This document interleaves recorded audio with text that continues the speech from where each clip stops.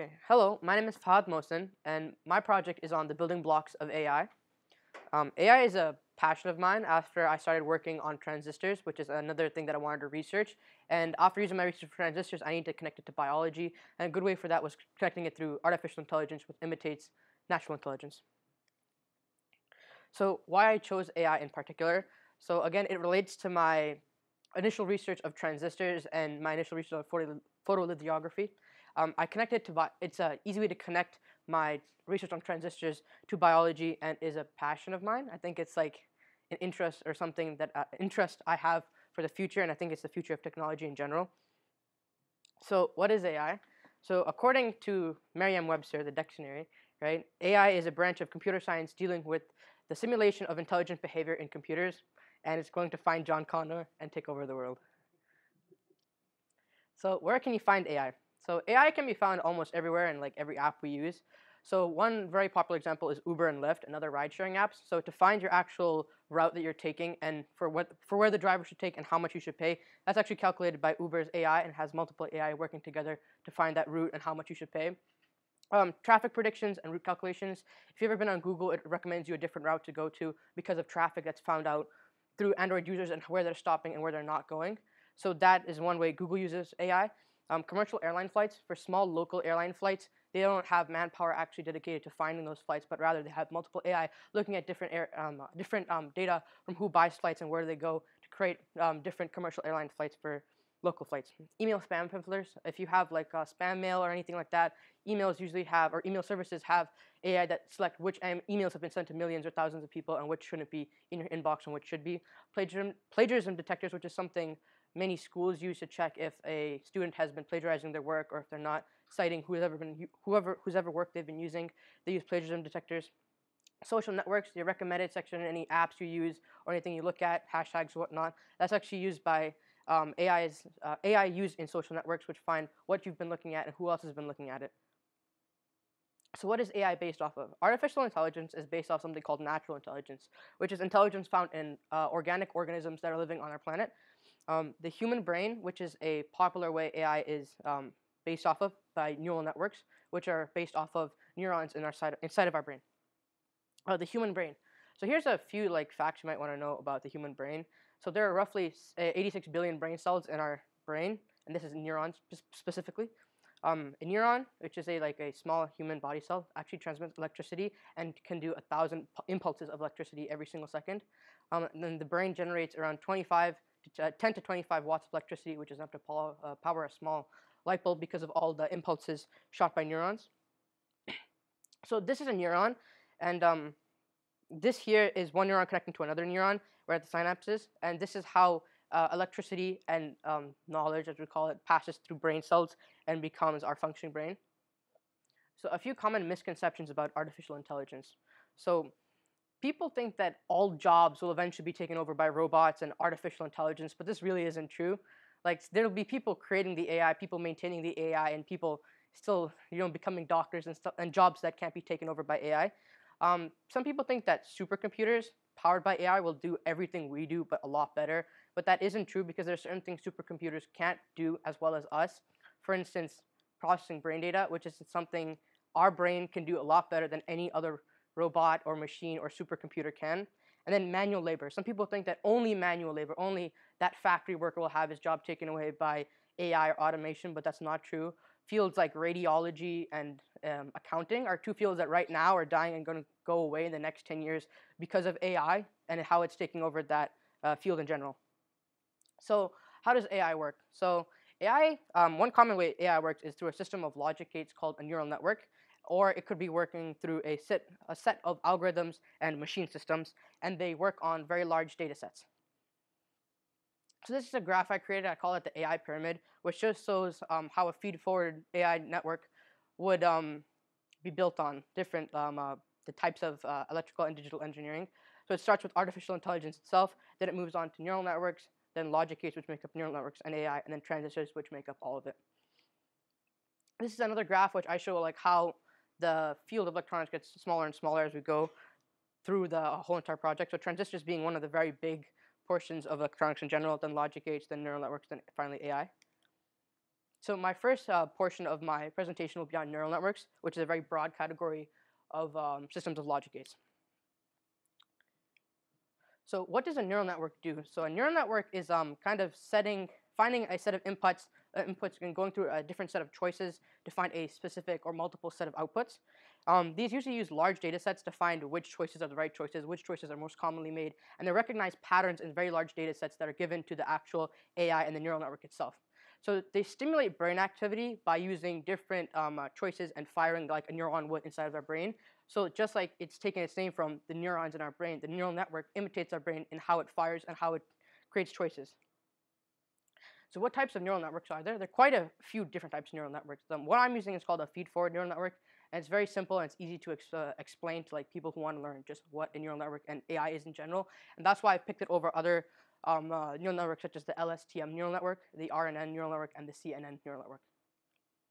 So what kinds of data do neural networks use? And this is really interesting as not every single neural network uses the same data or can use all different types of data. So the most common and these are very broad categories for all different types of data used by AI and neural networks in general. In specific, it's sound, which is like just like audio that the users are listening to, the text that the users might be reading or looking at, time series, which is how long have they been looking at something, how long have they been viewing this video, images, which is just general images and how long have they been looking at it, maybe what are they reading and what are they reading about that image, and video, which is a combination of a few like sound, time series, and images. So what makes up neural networks? So a neural network in like our brain is a system of neurons which are firing all at different times and creating output and inputs and hidden layers. So this is a very simple neural network made just to show what it really is. So logic gates are kind of where one input goes in. It can be either one or two different options because of binary, which is the zeros and ones we learn about. These connections here can be represented by logic gates, and these are different layers. These hidden layers aren't actually shown to the user, while the input layer is what they see and the output layer is what they see. Usually there'll be millions or like thousands of hidden layers that the user can't see, but they'll only see these few small input and output layers. So logic gates, this is what makes up neural networks and also AI. So it's like right below AI and neural networks, and it makes up a lot of things, but also AI and neural networks specifically. So what is a logic gate? A logic gate is, by definition, an elementary block of digital circuits. So this means it it takes binary inputs like zeros and ones, and then or a combination of 0 or 1, depends on which place it goes, into the actual logic gate, and it returns a binary output. So that's like a 0 or a 1. So here are a few types of logic gates. So there's an AND gate, an OR gate, a NAND gate, and a NOT gate. And by combining these different gates, you can get other logic gates. Now here is like where multiple different inputs can be put in, like zeros and ones, and then only one output will come out. And that's what defines a logic gate. So where are logic gates used? So logic gates are used like almost everywhere in computers that we have today. So that includes computer memory, microprocessors, digital electronics, which is like small computers, phones, computers, and like almost every digital product has some sort of logic gate inside of it.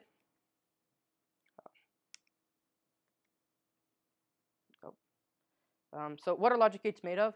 So logic gates are actually made up of two different very, very elementary blocks of circuiting, and this is like transistors and diodes, which together make up a logic gate. So this is a transistor. This is like a large transistor you might use in like your hobbies or hobby projects, and this is like a very small like model of what a transistor looks like. So it is at the very base of all like artificial intelligence and neural networks in general. So why are transistors so important? Now this is really, really cool because like most electronics today, or all electronics actually, are made up of transistors and diodes. So they make up, again, all electronic technology that we have. They've advanced every single field because now all fields use electronics in general. So because of small computers, every single field has been enhanced by transistors. They've helped create memes, which kind of helps me and other children. And they've made computers smaller and cheaper. So what is a transistor? It's a simple on and off switch made by doped silicon, and it's diode's cooler brother, as it is a diode with another portion of doped silicon. So what is a semiconductor? Which is like what transistors and diodes are made out of. So silicon is a very popular semiconductor that is used because of its abundance and its efficiency. So 1/4 of our Earth's crust is actually made of silicon, but silicon has to be refined mostly from sand. So silicon, when it's doped, means like it's been injected with certain molecules and certain elements to make it work as a semiconductor, which means if you put electricity at a certain part of the actual silicon, you can make it turn on and off, even though there's like currents going in and out based on the three different regions, as showed in the graph before, to where electricity will go to. So it's used in the making of ICs as you can see, it's like chopped into wafers of many different sizes, and this is a silicon ingot. And those wafers actually have the transistors, which are also ICs, so integrated circuits, built into the wafers. And this is what is used in most computers. And there's also diodes and transistors that are made out of semiconductors along with ICs. So what do transistors code for? Now, this is something all of us might know from movies like The Matrix, where you have the zeros and ones coming down a computer screen. So when a transistor is on and when it's off, it codes only two things, 0 and 1, and this makes up like all electronics we have today. So this is another very cool part about transistors in general. Transistors are extremely small now. We have billions of them in computers and millions of them in our cell phones, while at one point we'd have one at the size of like a few inches tall. So now, how did that get so small, and how small really is it? So in the width of a human hair, there's actually 75,000 nanometers, and the smallest transistor ever made is 1 nanometer, which is the width of DNA. But we also have like the most like commercially viable smallest transistor is 7 nanometers. And this graph here shows how small nanometers are. So basically, a 1 nanometer DNA, like that just shows how small a single 1 nanometer transistor is. And then this is an atom, which is like 1/10 of a nanometer. So it's very, very small. So how is AI related to biology? So neural networks, as I said, they kind of imitate our brain and neurons in general, how they work and how they communicate with each other, which is how we got the idea to make neural networks and essentially create AI. So you started off by looking at our own intelligence, natural intelligence, then going from there saying how could we make our own intelligence based off of natural intelligence, and that brought us to how does the brain work, which is neurons and neural networks, and we decided to create our own neural networks by using logic gates. So artificial intelligence, again, is a copy of natural intelligence, which means it's our kind of version or our attempt to make a copy of natural intelligence. So some things like a cockroach are smarter than our most powerful AI because it has its own ability to think and its natural intelligence. We can only make a set of choices and options for an AI to go through. So a few things to take home with you. You might want to tell someone or what you learned today is artificial intelligence is just like a system of different neural networks. Neural network itself is just a system of logic gates. A logic gate is a group of like transistors and diodes all put together. And then transistors are like kind of basic on and off switches which create all electronics. So since this is like kind of my story and my passion, I went through some challenges and difficulties on the way of kind of researching all of this together and putting it together in like one big project. So I started researching with transistors, which is my original like idea or passion that I wanted to learn about because I learned like they pretty much make up all electronics and everything we have is made up of transistors. So I was using research on photolithography, which is how they take those silicone wafers and actually make transistors and make those diodes and make an actual computer out of it. But that research ended up not being quite like relatable to biology. It was a very mechanical thing. So I needed to find another way to relate this to biology, as this is in a biology class. So I found out artificial intelligence is an imitation of natural intelligence, and it itself is imitating the brain. So that was a really good way to connect like computers in general to our brain. So that's how I connected my transistor research to a brand new field like artificial intelligence, which was booming in recent years, and it connected all to biology together. So I had to start researching on a brand new topic, which in itself was kind of a challenge because this was around halfway through the given time to research for the project.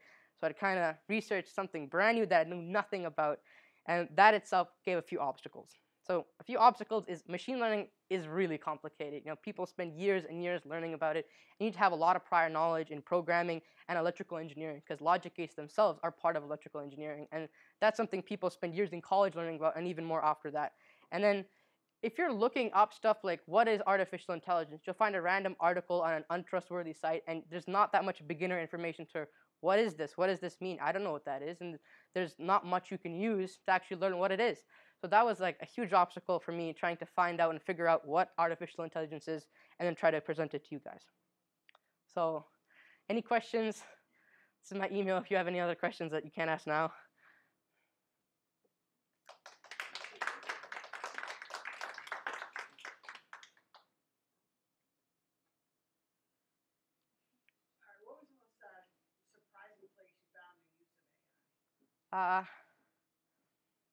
I think like the weirdest place that you can find AI is if you're like shopping for certain stuff, the ads you actually look at can be viewed by someone. So someone is actually like finding all that data. So if you like looked at like a certain type of shoe, there's like some company that actually bought the right to put an image on your computer screen, and then you're looking at that image. They're taking the fact that you looked at this image, you clicked on it, and then they're giving like 10 other things you could look at, which means they're communicating with other companies in the background to give you something new. So it's like you may not like see it in the beginning, but everything you look at, you're getting more related results because someone is buying the rights to your like vision to what you're looking at, which I thought was like really interesting, since you can like buy what people are looking at. Yes, mom. Yes, miss. Just a follow-up question on, I guess, and I think you mentioned memes. Do you think when you look at memes all the time, do you see related suggestion like, what since you looked at these memes about these cars, what about artificial intelligence? Do you also see like related suggestions? I mean, a lot of times, like now it's sort of like apps. So you're looking at an app, and on apps you can actually buy like the screen time again for placing certain ads. So if you're looking at one certain thing throughout that ad, they're actually going to give you recommendations for again more similar ads. So again, it's more like you have some company that's just looking at what you're looking at and then posting something else. And this is everywhere. That's how like most free apps which you download, they're still making money off of what you're looking at. They're actually making money off of paying that little space that you look at. That's like prime time for someone to look at something, and they want you to find out that this exists. Like jingles, you know what those are, right? The reason they want you to memorize Nationwide or whatever, right? That's just so you know Nationwide exists, and now I know about Nationwide. Now you can't get it out of your head, but they've just paid a lot of money, and now you know everything about Nationwide. So it's like that ad time, that ad space is something like you can find anywhere on apps, on like websites, like really anywhere. Yes, Saad. So how to like neural networks distinguish what you look at? Like you mentioned, like if you look at like a shoe, how does it know like you looked at a shoe versus if you looked at a golf club or a bag? How would it distinguish what is what? So like every image on the internet has its own like unique, like very, very long piece of code that says this image is this image, right? And it can be like hundreds and thousands of letters long, but it says this very specific image you looked at. And then people will say, if you look at that image, that's actually relating to this item, right? This image is the one I use for this item description, which is how if you click on that image, they know this is what you were looking at because that image is relating to this item. So how they find out is like either you're looking at something, again, there's like text or time series. So if you're watching a lot of videos, right, if you're clicking on certain images about, let's say, like a certain type of car, and then you watch the whole entire video, it says you have interest, right? Because after a certain amount of minutes, that means you're interested. So that's how they kind of find out you're interested in this because you're looking at it, and you're maybe looking at this one item more so. Like if you just clicked on one shoe, they're might not going to fill your whole entire recommended or whatever about shoes. But if you're clicking on multiple things with shoes, it notices a pattern, like neural networks are supposed to, and kind of thinks that this person is looking at a lot of different shoes. So I'm going to put more shoes there. If this person does click on shoes, that means I'm doing it right, which is how it gets like an affirmative action that yes, giving shoes to this person is a good choice. I'm going to keep doing that. If the person says I don't want to click on this anymore and just purposefully stops clicking on shoes, then it's going to stop putting shoes in and put whatever you're interested in. So it kind of like does it itself, which is why it's artificial intelligence, and that's like machine learning because it's actually learning what you're into, and that's like the whole recommended section AI, which is like a whole like branch by itself.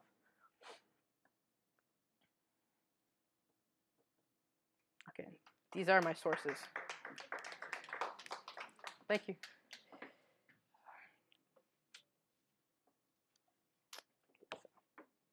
Not working.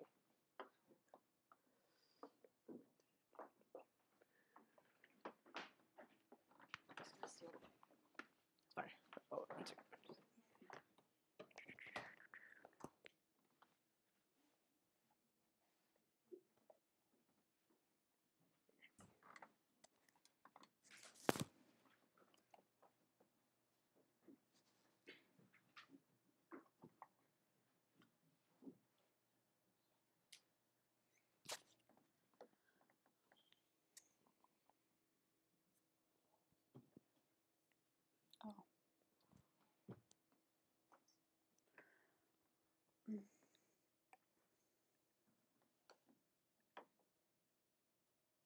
Is this K18?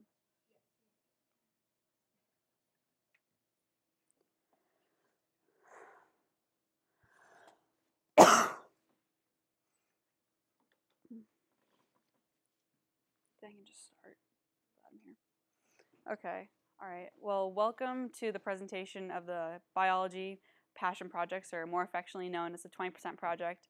I'm Allison Miller, and I chose to do my project on concussion. But before I begin my presentation, I'd like to take a moment to thank a few people that helped me throughout this process. Specifically, I'd like to thank my classmates, even though none of the people in my C-period class are here today. Maybe they're in the other room. They always help me know when to make a slide look better, how to create my dialogue into more manageable pieces. And I would also like to thank Dr. Crothers, and he is also not in the room, for helping to explain the difficult biological processes that occur inside the brain, specifically during concussion, because as we know, the brain is a very complex mechanism, hence the reason I decided to study it for my passion project. As I said before, for my passion project, I chose to explore the world of concussion. I seek to understand more so what biological concepts, biological processes were occurring inside the brain to better understand why certain symptoms were expressed during the injured period of concussion. In my mind, the first logical question to ask was simply, what are concussions? According to the American Association of Neurosurgeons, the formal medical definition of concussion is a clinical syndrome characterized by immediate and transient alteration in brain function, including alteration of mental status and level of consciousness, resulting from mechanical force or trauma. In simpler terms, a concussion is a blow to the head, neck, or entire body that causes symptoms like dizziness, confusion, and headache, just to name a few. Examples of these forces are getting hit in football, go Patriots, hitting the airbag in a car collision, or in my case, in receiving a concussion in November of this year, an elbow to the back of the head. According to a study, there are 4 primary causes of concussion that are not associated with athletics. Those causes are motor vehicle accidents, accounting for 26%, falls, holding 36%, strikes from objects at 24%, and other mechanisms, including violence, holding the last 14%. And now I will show you the much sought after athletic concussion statistics. But before I present them, I have a question for you all to ask. I have a question to ask you all, and please raise your hand to participate. And my question is, what do you think is the sport with the highest rate of concussion?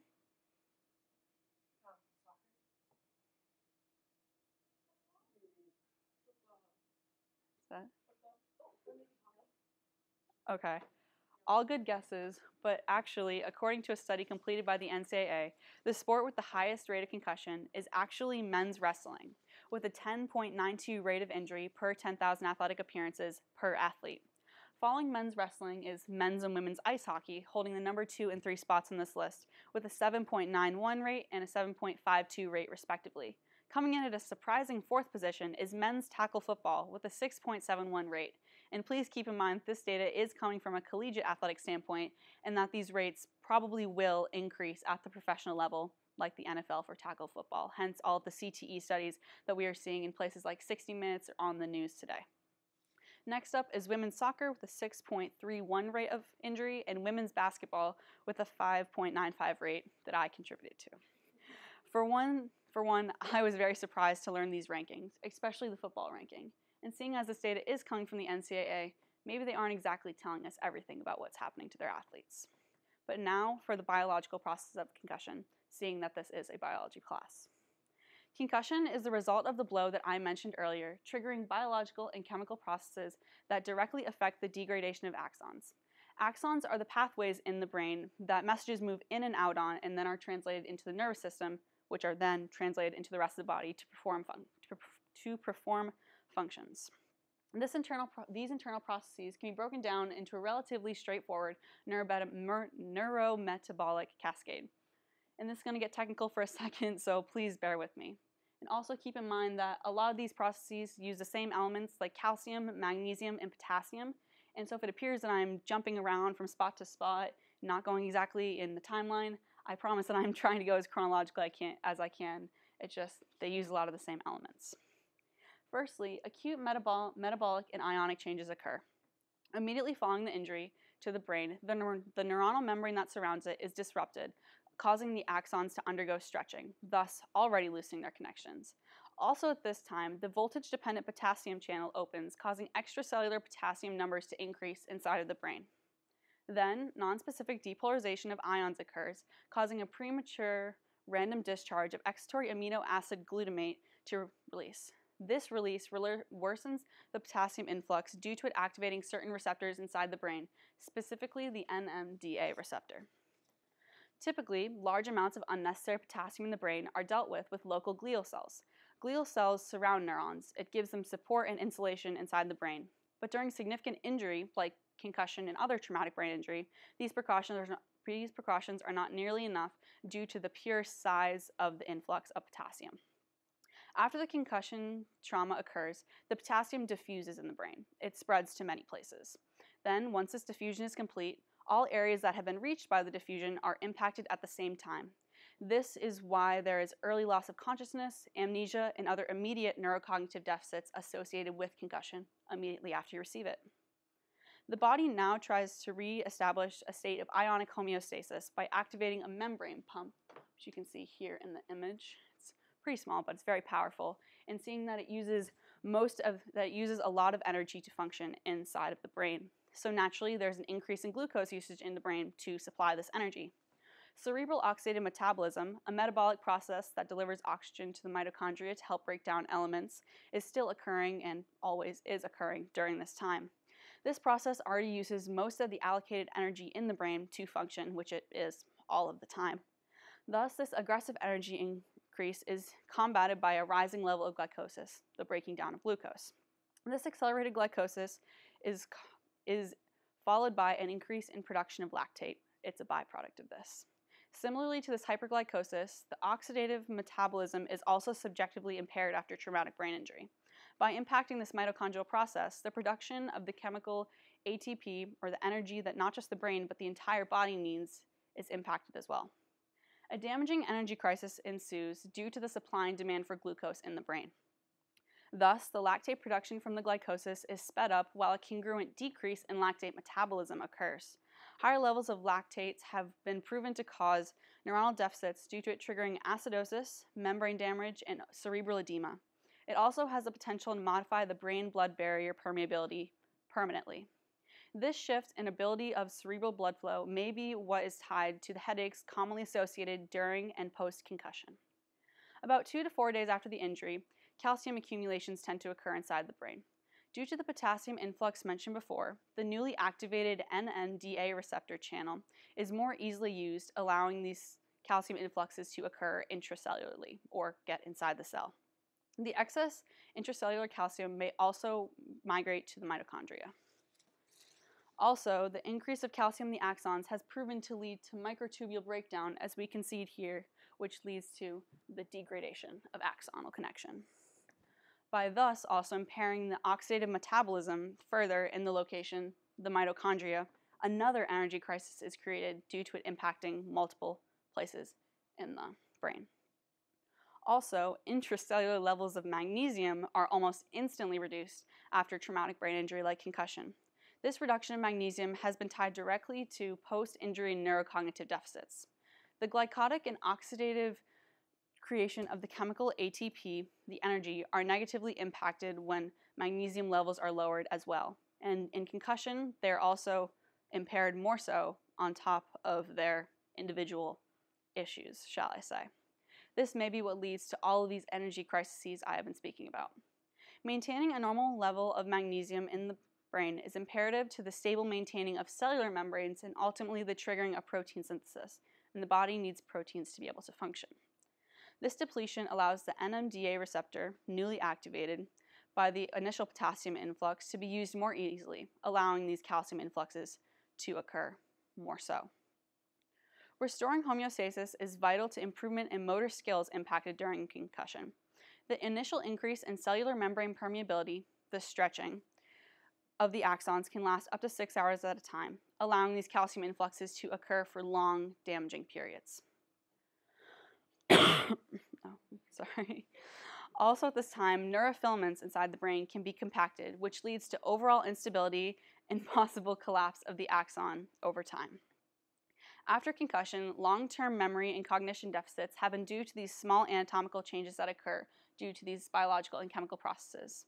Alteration in brain structure, no matter how large or small, will ultimately affect the function that it can carry out over time. Post-concussion syndrome occurs because of these small anatomical changes I just mentioned. Symptoms of this include light sensitivity, frequent headache, loss of concentration, among many others. This occurs after the concussion is deemed fully healed, but may persist on for many weeks to many months. PCS has been proven more likely to occur in people who sustained a neck injury at the same time as their concussion. Just like me. Oh, lucky me, I know.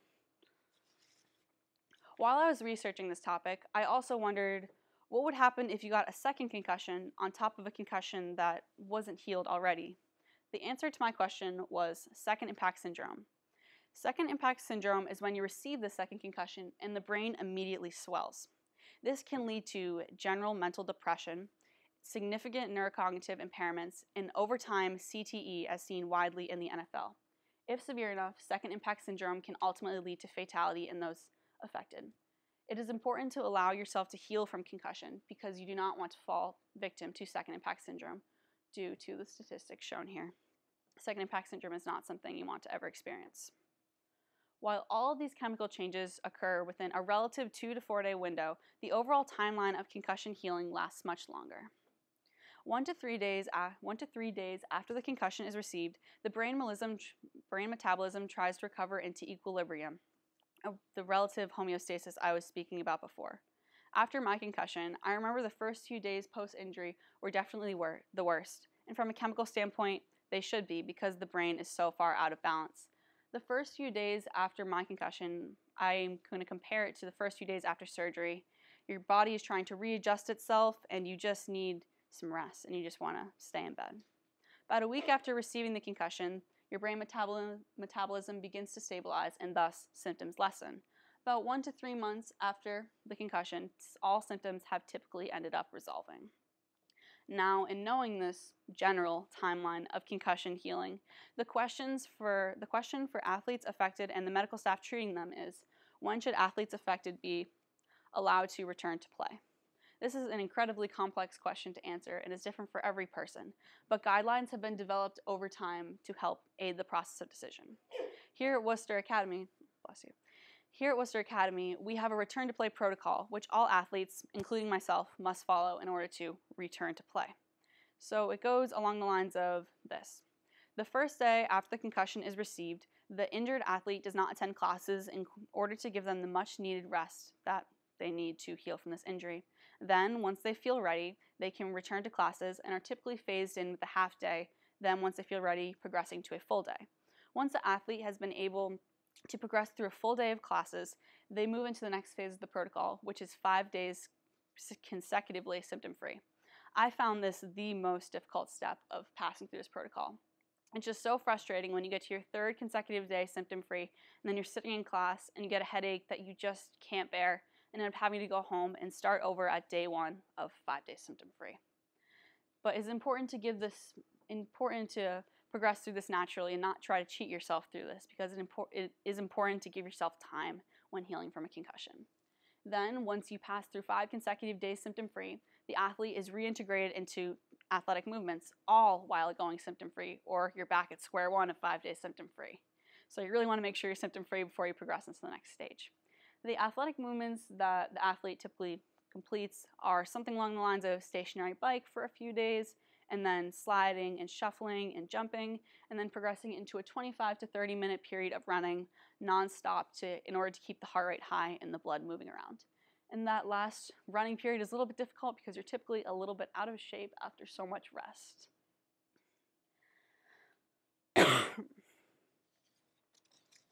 Then, once the athlete has been cleared by all appropriate medical professionals, like doctors and athletic trainers here at school, and progressed successfully through this protocol and feels ready to participate again, they are allowed to return to play with their team. Now that we have covered some of the relatively short-term effects of concussion, there are many more long-term effects too. If severe enough, concussion can lead to significant permanent brain damage over time. But more commonly, concussion is associated with lifelong short-term memory difficulty and overall slowness and fogginess in daily activities. But modern sports technology is making great improvements to concussion safety gear, as seen in Vicus football helmets, Bauer hockey helmets, and the Halo headband for soccer. Great strides are being made to protect the brains of athletes that are wearing these products. But in my opinion, the most groundbreaking piece of concussion technology is definitely the Q30 neck collar. The collar is worn around the base of the neck by the athlete during contest, right around here by important circulatory veins. There are pads on the internal lining of the collar that press down gently on these veins, not to the point of being uncomfortable or it chafing, and it increases fluid flow around the brain, creating a type of bubble wrapping effect, keeping the brain more in place and less likely to jar forward and backwards as it does during concussion. And I believe that this collar could not only protect the brains, but change the lives of the people who wear it by preventing concussion in the first place. And so now for my reflections throughout this project. What I found relatively easy was gathering my statistics and my images for my slides, because I found that I kind of knew what I wanted to do. I had a plan going in, and so I found that was more of a icing on the cake step. And what I found definitely most difficult was the biological process of concussion, not only in understanding them, but in putting them in more of a kind of easy to understand way for just somebody who hasn't been working on this project for multiple months like I have. And so hopefully I did an okay job with that. And here's my bibliography slide. And so thank you for listening to my project. Hopefully you learned something, and are there any questions?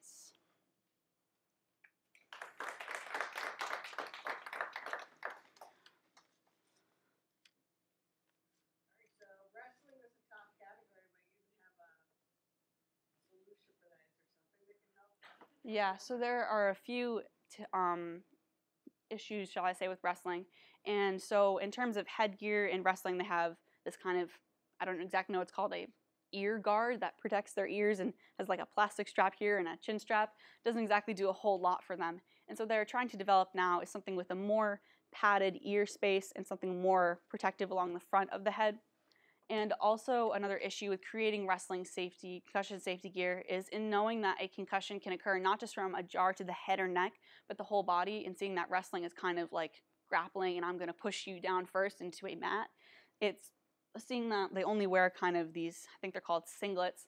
It's more difficult to create safety gear for them because we can't just put them in football pads. And so I think that they're creating that mass or the front of the head safety gear, and I think that is as far as I've gotten right now, but we'll look forward to seeing what they come up with in order to get that rate down, because it's a little bit too high in my opinion.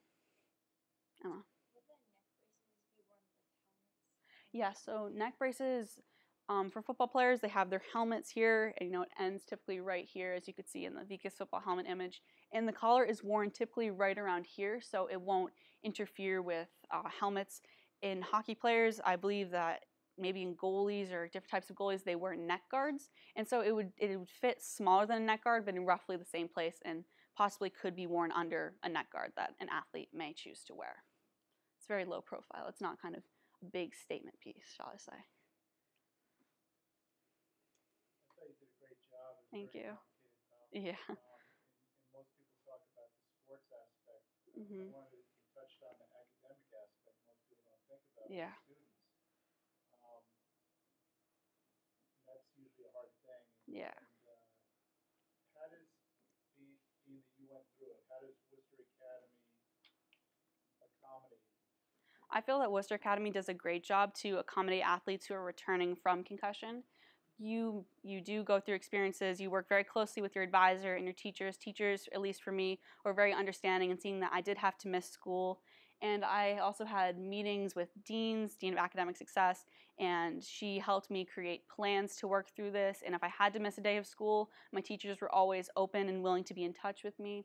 And there's also a point in time where you have to get cleared to take tests, which is something I found very interesting. I thought, you're back at school, you're completing your whole school day, you should just be taking tests now. But no, Worcester Academy really makes sure that their athletes, or generally people affected as well, are ready to be fully integrated into a rigorous academic environment that we have here. And I feel that athletes here are very well supported, not only by training staff, but by all professionals that are working here, and also students as well. Dr. Crothers. I know that there has been some sort of link recently between concussions and CTE. Mm-hmm. Can you go a little bit further into that? Yeah. So CTE, it stands for chronic traumatic encephalopathy. And so in CTE, the degradation of axons I was talking about, types of not gargantuous holes, but small holes do develop in the brain due to the high rate of axons degrading. And these holes in the brain or small little pockets, it causes obviously change in structure of the brain. There's a change in function of the brain over time. As seen in football players with the second impact syndrome, the brain's swelling because of all of these fluids, the potassium fluxes. And with more potassium, more channels will open, more NMDA receptors, more calcium will come in, and that will ultimately create more axonal degradation with the more concussions that you receive, which could be seen as hitting against the line in football or getting hit into a mat or just a lot of elbows in the back of the head. But over time, lots of concussion can lead to CTE, but CTE is not something, if you get one concussion, you should not be as worried about it, but it's something you should be aware of, but not scared of when you're going to play sports, at least in my mind. CTE is something that there's actually somebody else in this grade who did a wonderful project on this. And so I think CTE, it is byproduct of concussion, but is not something after receiving one concussion you should be immediately concerned or spooked about. So if you want to learn more about that, I guess you can email me or I can talk to you in class. I'm going to give you a follow-up question. All right, I'm ready. I hope. I know with CTE there is issue with, I guess, a protein called tau. How might that, is there a connection between that protein and concussions, or can the neuronal damage? Yeah, the neuronal damage. So I'm not completely sure about all the metabolic processes of CTE, but from what I gathered with my project, I can assume that the protein tau is a byproduct of all of these kind of things happening in the brain, or it may be released at certain times due to high axon degradation. At least that's what I can assume. And so I would assume that kind of CTE and concussion with this protein is related. I will have to look more into that, but thank you for giving me something else to look at once I'm finished with this project. Anybody else? All right. Am I done? It's over. Oh.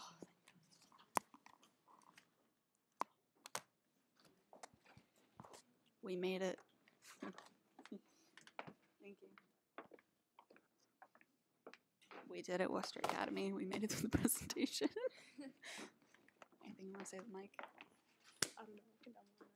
Who's wearing the mic? Do you guys just want to like pass it around? You can like put it on the table. It's K18 for everyone. Oh, okay. Thanks. I want to like pop this up.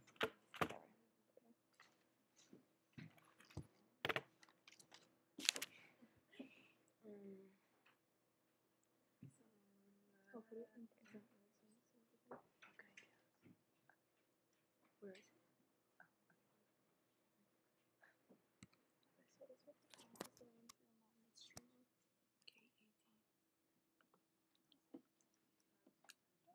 Do you want me to use it?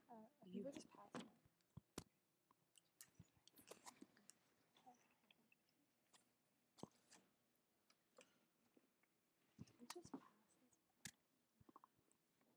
So, I'm Steph, and this is Adara, and we chose to do a project on how do berries and dark chocolate affect your memory retention. So picking a project for this is much harder than you'd think. For us personally, I know for myself I have a lot of passions, and so it was kind of hard picking just one. But going through the process, on both of our lists, we both had something to do with the brain, and so with being like really good friends, we both wanted to collaborate together, and we ended up both finding that, like, I found that chocolate really helps your brain as you get older, and then with that, like, there's also a bunch of experiments with other type of foods that are also very enriched with this. And so coming together, we decided to collaborate and talk about one of our passions, which is the brain, and then using our favorite foods together and finding our topic. Sweet. So we have a little like test for you guys. It's just kind of one of those things that they do when they test your memory. So if you just like try to remember these 3 words, and so apple, penny, and table, and we'll go into more detail with them. And don't at the cheat, end. like, remember it. Don't write it down. Right, so berries. So berries are known for being a very nutritious food packed with different vitamins such as vitamin K, C, and known for having very high levels of antioxidants. And I'll be going into that now. So antioxidants are compounds that protect cells from cell damage from harmful free radicals. And these radicals are produced during oxidation, when this process that's just the losing of electrons. It's a very natural process and it happens all the time. But these radicals are produced when it's disrupted and one electron in the outermost orbital is left without a pair, and this makes that atom very highly reactive and unstable, and it tends to damage all of the atoms around it. So flavonoids are a substance with very high levels of inflammatory qualities and antioxidants, and anthocyanin is a very common flavonoid, and it's found most commonly in berries, and I'll be going into that now. So anthocyanin, when it enters the body, it flows through the blood and into the brain tissues and ends up in the hippocampus region of the brain, which Adara will be going more into in hers. And that's the part of the brain that's in charge of learning and memory, that's in the human body. And it's found most commonly in nature in the form of a water-soluble natural pigment, and it's found in plants and flowers in the different colors of the petals. So more about anthocyanin is it's a very intense colored pigment, and in nature it usually comes off as blue, orange, purple, or red, and it's a component of blueberries that gives them their blue color. They're most commonly found in nature as heterozydes, and that's when the hydroxyl group that is attached to the first carbon is replaced with an alcoholic, phenolic, or a specific sugar particle. So the process of these functions is to moderate the activity of several enzymes within the brain, and this activity helps to prevent inflammation and just control the amount of it, and also eliminate damage to the collagen matrix of cells, which is essential for our human body. Collagen is a key component of all connective tissues, and it provides the structure of the musculoskeletal system, which is essential for mobility for the humans. And as seen here, it helps to heal leaky gut, reduce joint pain, tighten skin, helps with muscle and liver health. It's also one of the most abundant proteins in our bodies, and it holds 1/3 of the total amount of proteins in our bodies. It's found in things such as bones, skin, muscles, tendons, and ligaments, and it's the so-called glue that holds all these necessary components together. And as you grow older, you produce less and less collagen at a lower quality, making it very important to produce more of this or consume more of this at a younger age to so-called stock up on it. So circling back to antioxidants, the riper the blueberry, the more antioxidant strength is within it, making these the most beneficial for your health. Also, berries are known for transforming the communication of neurons within our brains, and this change in signals helps to prevent inflammation and sustain motor and cognitive function for longer periods of our lives. There have been several experiments that have been done.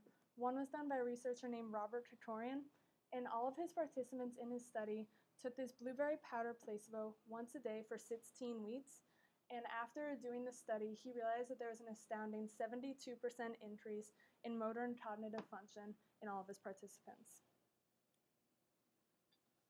Also, there was another study done where researchers looked at the Nurses' Health Study, which contained information about 122,000 different nurses. And starting in 1976, there was a questionnaire about people's dietary and nutritional, usual behaviors that 16,000 nurses filled out. And they redid this every 4 years, and at the beginning, all of the participants were in the age range 30 to 55 years old. But by 1995 to 2001, they started testing memory as well, and all of the participants were in the age range 70s, and so they started to do this every 2 years so that they would have more reliable information. Also, so at the end of this study, there was where they found out that people who had reported eating a lot of strawberries or blueberries had a much slower cognitive function decline by almost a year and a half to 2.5 years. So my part of the project, I went into more of the dark chocolate part, and so the main part of dark chocolate, the essential ingredient is flavonoids. That's why we can relate this to the brain and biology, and it pretty much gives that antioxidant effect, which I'm going to talk a little more about, but Steph went into. but it gives it that antioxidant effect and like inflammatory qualities of the brain, and then it also helps with like benefiting your brain function and like specifically your cognitive function, and then that helps with like for specifically like your memory, your reaction time, your brain blood flow, and oxygen activity in your brain. So with flavonols, that is and that's a form of flavonoids, and that is a plant-based substance. And so with that, like I said, it gives that antioxidant effects, and that is pretty much those effects help your brain blood flow, and then it helps protect your aging, like the decline as you get older. And then with that, it also enhances your cognitive function, and it does this with like neuroprotective properties in your brain. So relating this to the brain, the flavonoids are able to accumulate and penetrate into the brain regions that have to do with the memory aspects, and that's like the hippocampus and the distinct gyrus. And with this, they're also able to cross through the blood-brain barrier, and this is when it starts helping protect against that age decline. So with the hippocampus, there's 4 main parts of the brain. And we're talking about like the temporal lobe, which is down here, and then it's kind of like under the brain almost. And so with the temporal lobe, the hippocampus is a small organ located in it, and it has a lot to do with the lymphatic system. It regulates your emotions, but the hippocampus really talks about like your memory. It really has to do with your long-term memory. And so like this is the hippocampus, and then the blue part, and this is like the temporal lobe, and this blue part is the hippocampus. And with all these researchers and experiments done, they found that like the most increased function within the hippocampus is the distinct gyrus. And this is really has to do with your age-related decline. And like it's just like simple tasks like where you left your phone on the couch after 20 minutes, stuff like that. And so the distinct gyrus has a lot to do with like all certain types of patterns. It has and it's also the first region where all sensory modalities and they kind of like merge together to form these representations, and it like binds and stimulates the memory parts. And here, the yellow part is the hippocampus, and the green part is the distinct gyrus. And just like a little side topic, the distinct gyrus and the hippocampus have a lot to do with Alzheimer's, and you can just see like how Alzheimer's can take over your brain and your body, and it's just such a tiny part of the brain. Like it really just like does all these like amazing things to you with only a small part. So like that's why the brain is just so intriguing. So with this, there is a bunch of experiments done, and so typically when you start showing your cognitive decline, it's in your early adulthood. But all these experiments were done on 50 to 60-year-olds because that's where the most noticeable effects start to come in, and that's where and so the 50 to 69-year-olds was the range of these experiments. And so with these experiments, there was some sort of consumption of dark chocolate and like cocoa, and this is like very, very rich dark chocolate. Like this isn't like Hershey's milk chocolate or Hershey's dark chocolate. Like this is really rich, and it was some sort of consumption of it. And most of these experiments were done with some sort of drink. And for example, one experiment had the high flavanol content group was 900 milligrams of flavonols per serving, and then the low flavanol was 45 milligrams. So like it's like a massive difference, and they were split into different groups. And then after this, they ran function tests to find their data. And with these function tests, they were all experiments on their assessments on the cognitive function. And there was stuff such as like the verbal fluency, there was memory, there's pattern recognition, and trail. There's trail experiments. So this is like an example of the verbal. So you have like all these different types of animals, and then there's like pets, and then there's farm animals. And that's like one test. There's the memory where you remember as many words as you can. Then there's pattern. So you have patterns, and you have either like a number or letter associated with it. And then they show like a letter, and then you pick the pattern that goes with it. And then you have the trail, which is kind of the simpler task where you go from 1 to 2 to 3. It's like connecting the dots. And with these, if you've ever taken a concussion test, I know Ali just went into that, but a concussion test is testing your cognitive function like normal, like everyday tasks you should be able to do. And these are, I actually like did one, and these are all on it. Like they're just, so that's a little example if you've ever taken one. There was also a bunch of evidence found on your improved brain blood flow and oxygen levels and nerve function, and that was found by imaging tests. Yeah, and so with this, they found with these experiments done and the data they collected, they found that the people who were consuming the high flavonoid content, they were performing 25% better on the tests, on memory tests and tasks than the lower flavonoid were. And above, like, they're improving their cognitive function, the 50 to 69-year-olds were performing like people 2 to 3 decades younger than them on the memory tests as well. So they're just like amazing results.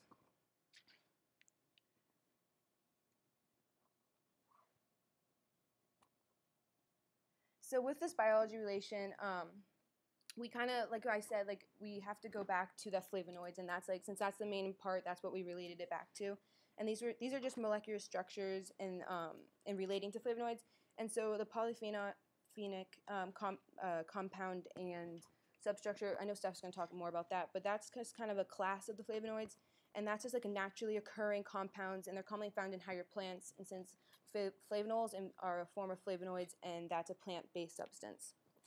Then there's the tricyclic structure, and that's the structure of a flavonoid. And there's 3 interconnected rings of atoms. This is the tricyclic structure, and this kind of just gives that. This kind of just stimulates and signals the pathways involved in gene expression. And so like that was my biology relation and part of the project. So my part of the project's biology relation is I went mostly into antioxidants in my portion. And so like Adara said, flavonoids are the largest part of berries that impact memory. And flavonoids are part of the larger group in like the ecosystem called polyphenols. And these polyphenols are the component of different plants that give them their different colors. And these polyphenols are part of the largest group of phytochemicals in the plant kingdom, which is obviously a large part of our ecosystems because biology is the study of life, and our natural ecosystems are a large part of our life as well. Also, antioxidants were obviously the larger part of my presentation, and the chemical processes that they do during our body or within our bodies are a large part of life as well. Oops, sorry. So in the duration of our project, Adar and I learned the different mechanics of antioxidants. We learned where they're located most commonly in nature, what they do, and what they do for our bodies. Also, we learned how they affect our brains, specifically going more into memory and studying anthocyanin in specific. Also, we learned several different research skills, such as time management to figure out when to cooperate on our project, to practice and compare our information, and research and analytical skills when trying to find quality information to incorporate into our thing. Also, when we had, for each part of our project, we had to read a science article, and trust me, those aren't easy to read. And so they had a lot of different words that we had to look up because neither of us knew what they were. And so our memories of this project will hopefully not just be like the information that we studied, but the different skills that we learned so we can incorporate them into our different next years of schooling. So we asked you 3 words. Do any of you remember it? You do? What is it? Yeah, that is it. Good job. You probably won't need any time. You don't need chocolate or berries. Good cognitive. No. Yeah. And so now that you've learned more about how berries and dark chocolate can affect your memory, we hope that you incorporate them more into your diets and nutrition. And we have some samples for you over there. So we have, they're really good. Yeah, they're really good. So we have dark chocolate covered blueberries, or different kinds of berries. We have blueberries in general, and then 3 different kinds of variations of dark chocolate up here. Yeah, you have like 90% cocoa, and that's like supreme dark. And then you have 85%, which is extra dark, and then you have 78%, which is just dark chocolate. But like, and so if you like dark chocolate, go extreme. for it. Yeah, I'm probably not good at it. Thank you for listening. That's our presentation. Oh yeah, and then that's our bibliography. So any questions?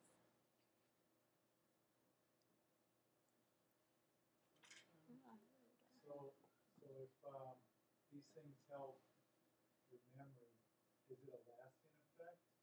And is this next fall for these, should people in their 50s and early 60s be pushed down this as part of their daily diet?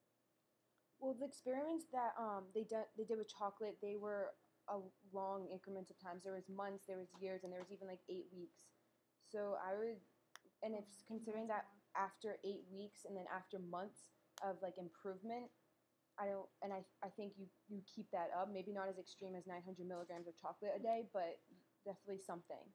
And like the purpose of these studies was to help like slow the memory decline and cognitive function decline.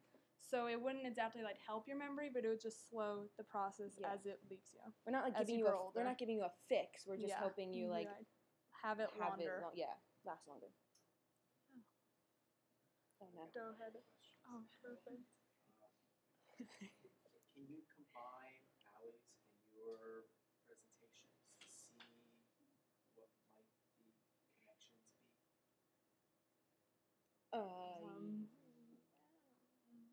Well, with Allie, she went with concussion tests, concussion, and with that, like after you're done, when they figure out how you have a concussion, they do concussion tests, and that is testing your ability to function, like your cognitive function, as I went into a lot. And so with the tests I had, most of these tests are on it. Like I remember taking the concussion test, and I remember they give you a bunch of words, and then they flash the words back, and you'd remember, oh, was that word one of the words that went to you? And so they're just kind of putting like they're just saying if you have a concussion, you're not really able to do that. And since it's like the same part of the brain, it's testing. And at the beginning of the year, we all had to take like these tests to do like an initial research in case you ever got a concussion. So they would have results to pair it off against, and all of these tests were on it.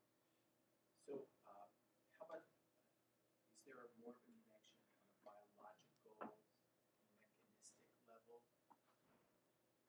Like with concussions Like or with within our? the brain or the antioxidant?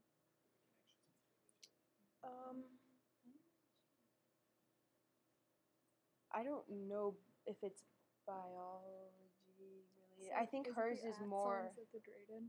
Yeah, So as the hers is axons more on degraded like for concussions. I don't know. brain, I don't know if like that was in the frontal like lobe, but, like the brain that's it's damaged.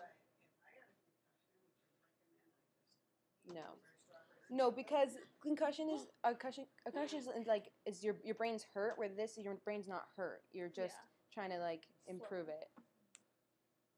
And But I think what ended up Allie said, do you want to add? Yeah, kind of. I feel like kind of bridging what Adara said in kind of my presentation. It's kind of like, though in using these supplements, your brain may not be initially like injured in the like physical concussion.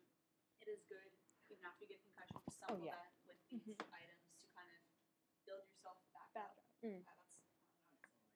Yeah. yeah. But I mean, eating chocolate and blueberries is pretty good. And our like collagen levels aren't degrading yet, so it'd be good to keep our stock up on this. My second question. You talked a lot about anthocyanins, flavonols, and those being products that plants make. What do the plants use those for? I know they're beneficial for us, but we should have a balanced diet taking in these plants, but what do the plants use the flavonols or the anthocyanins for?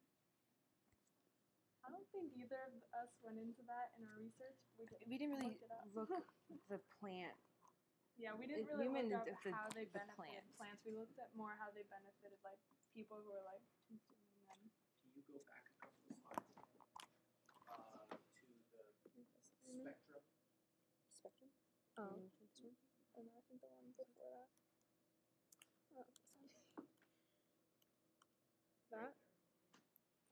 Okay, so can you tell me what that spectrum looks like? So spectrum. Okay, so this is the different colors that it would come off as in nature. So this is mostly where the overall color will come out, and then this is how strong the anthocyanins are in nature, and that's how the plant comes off. So usually it would come off as one of these colors, and then the flower is where it would be in the middle. So then, using that information, can you maybe extrapolate or hypothesize what the anthocyanins would be used for by the plant?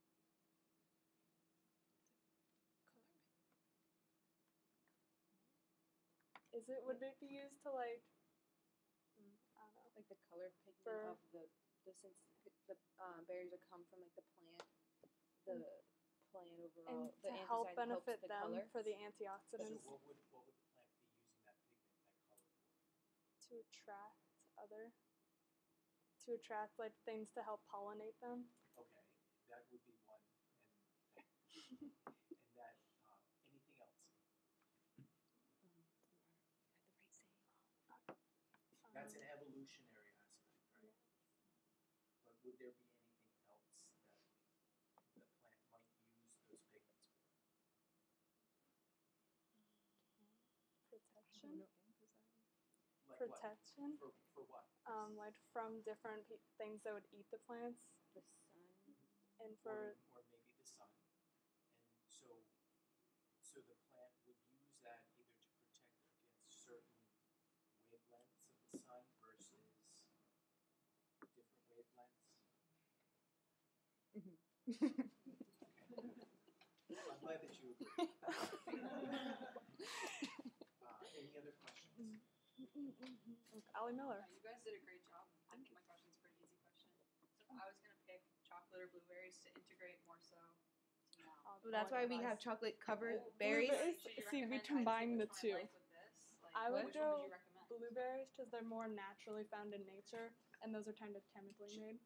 Well, like they're not chemically made. They're They're like- just there's just stuff like added they're to just them. so like enriched, so rich that it's probably like very hard to eat. All right. Displeasing. It's like But it's still like cream dark chocolate. So like if you want to eat Okay. dark.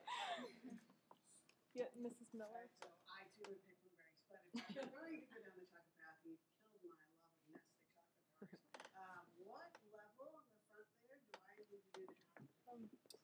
The 90. Well, probably as rich as you can get it, so 90%.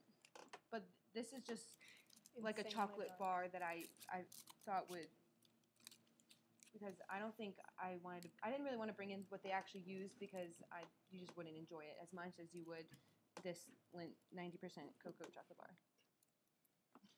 Yeah, Mom. You can have this if you want to.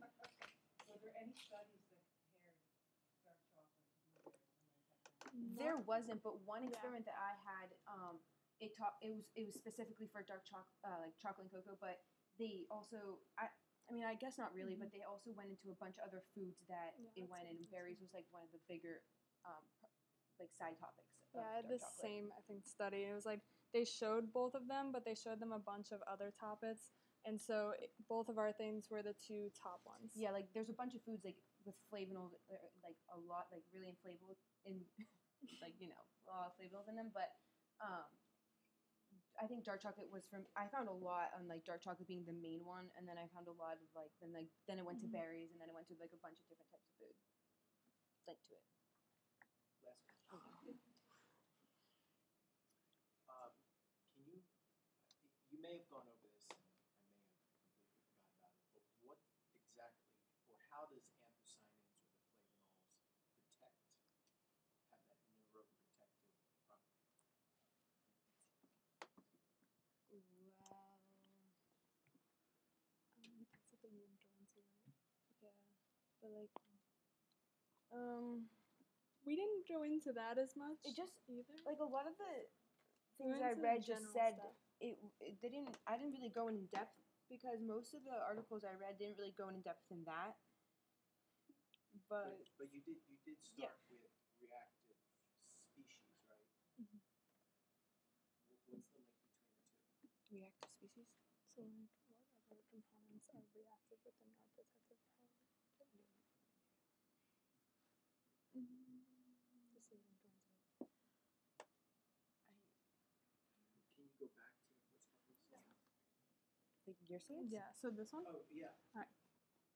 So, what would be the link between, say, the anthocyanins, the flavonols, and you talked about the free radicals, right?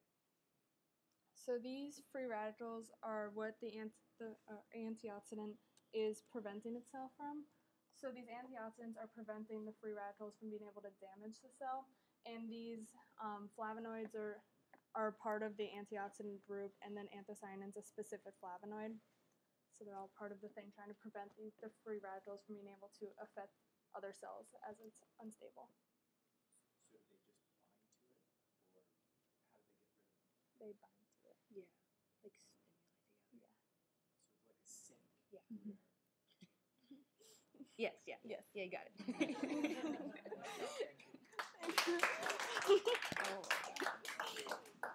Yeah, Emma. Do you have to say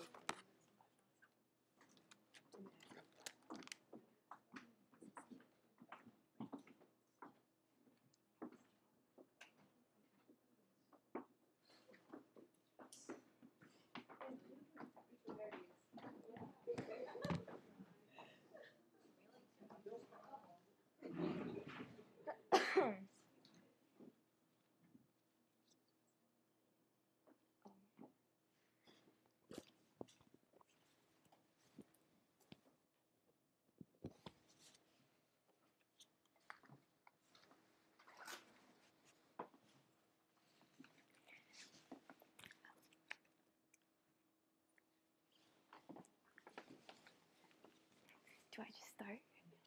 Okay. Hi, my name's Emma Potus, and for my topic for the 20% project, I chose to look into dreams. Everybody dreams, and it's estimated that for about an hour and a half to 2.5 hours every night, everybody's dreaming. But by the time you wake up, about 98% of the dreams you had are forgotten.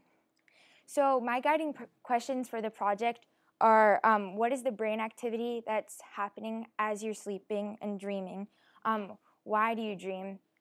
And what do the dreams mean? I've been really interested in dreams ever since I kind of started to understand like that I was dreaming. For most of my life, I've had some pretty strange dreams, such as taking a test where I don't know what's going on and everybody else knows what's going on, or when my teeth fall out, which is kind of alarming. So I wanted to be able to understand what's happening and be able to help others understand and see if there's any way that I can help others who are having the same problem. So dreams started being written down in about 3000 to 4000 BCE. During the Greek and Egyptian era, dreams were thought to be relating to God or messages from the dead. The Egyptians even had a book of dreams that had about 108 different dreams in it with corresponding emotions. Back then, not much was known about dreams, and that's kind of the same as now because scientists are still learning about the brain, and there's no way to test dreams yet. So we can't be 100% sure about what's happening, and nobody can really agree on what's happening, but there are many theories about what's happening. So there are lots of different studies about dreams. The ones I looked into were in the 1900s, Sigmund Freud conducted a study where he found that the interpretations of dreams are the royal road to the knowledge of the unconscious activities of the mind. And he was really big into understanding dreams and why they happen, and he made a lot of studies. In the 1950s, Nathaniel Kleitman found that sleepers woken during rapid eye movement, or REM sleep, had an easier time remembering their dreams than sleepers woken at other times. And he did this by waking up a bunch of different people and asking them like what they were dreaming about. Studies have shown that there are signals going through the brain as you sleep, and these are known as brain waves, which are basically pulses of masses of neurons that are pumped through the brain. So before talking more about dreams, we need to go through the different stages of sleep that happen. So in the first stage of sleep, muscle activity slows, and this is right when you're falling asleep, and that's about 4 to 5% of your sleep. In the second stage, there's no eye movement, and there are very few rapid brain waves that are sending signals to your brain, and this is about 45 to 55% of your sleep. In this third stage, delta brain waves occur, which are basically big, slow waves that are going through the brain, and this is about 12 to 15% of your sleep. In the fourth stage, there are only delta brainwaves, which is basically your deep sleep phase, and this is about 12 to 15%. In the fifth stage, it's rapid eye movement, which is basically where most of your dreams take place, and this is about 20 to 25% of your sleep. Dreaming takes place at all phases of sleep, but it occurs most in the fifth stage. So as you sleep, your whole brain is active, but in some parts of the brain, there's more activity than others.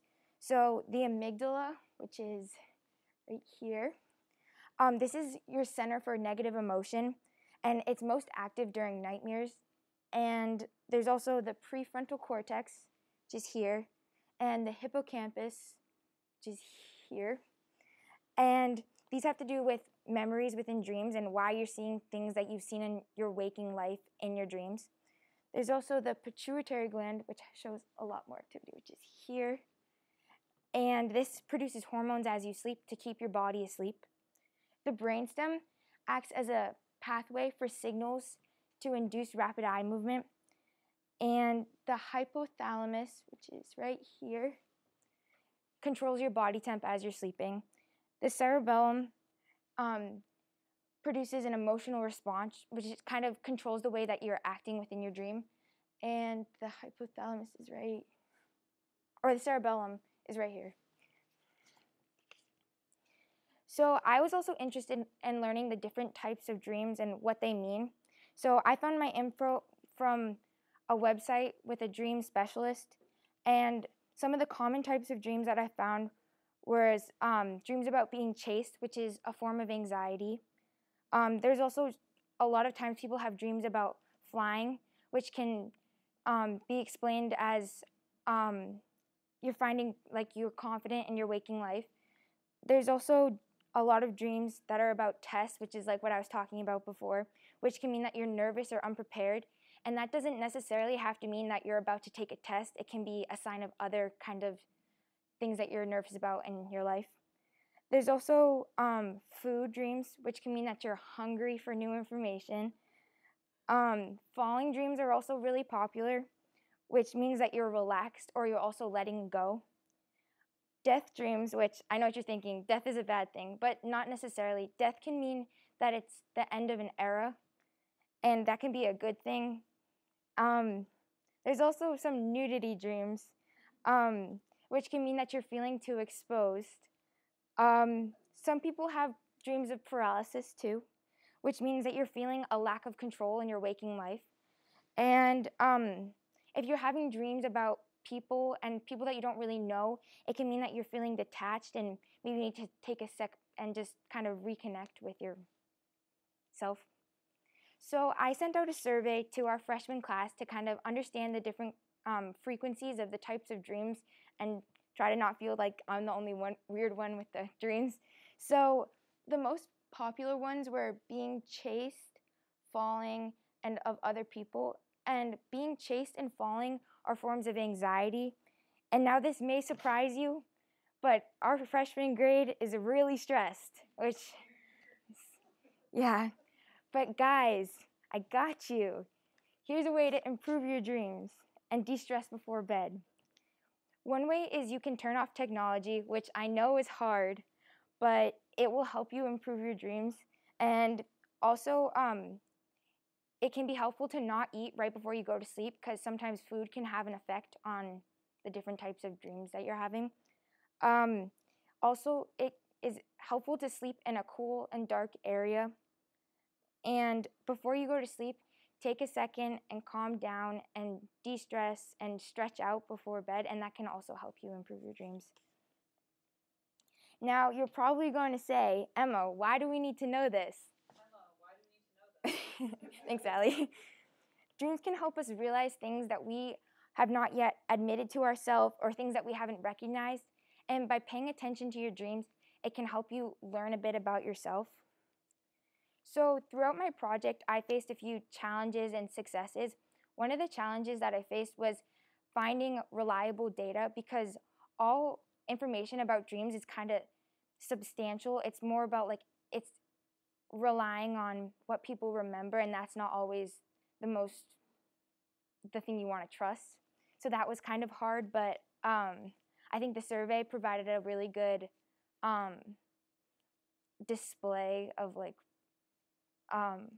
how people are feeling, and it was a good way to like kind of research the topic and understand more about it. So in conclusion, there are many different theories about dreams, but you should pay attention to your dreams because everybody dreams. They're strange, funny, and awkward, but if you pay attention to them, you can learn a little bit about yourself. And your dreams are not that weird, so yeah. Thank you. Any questions? Yeah. What did you learn about your own? What were some of the major themes? Were you able to make any connections? Like between my life and the dreams that I was having.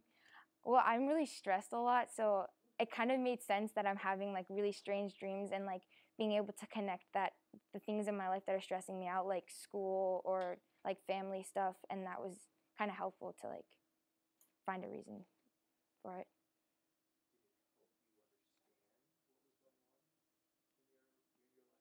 life? Yeah, I think so, because I'm like, I would think like, oh, I had a weird dream. Maybe I need to take a second and just like kind of like figure some stuff out before continuing on with everything that I'm doing.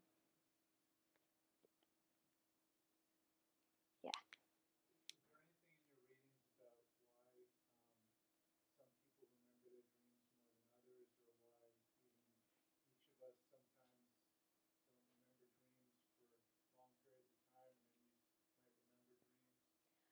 I think that would be a good question for further research, but I don't really know too much about that. Yeah.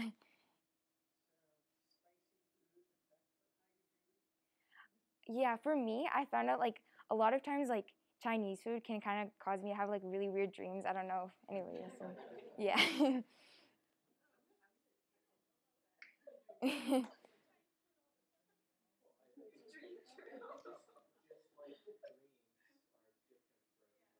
Yeah.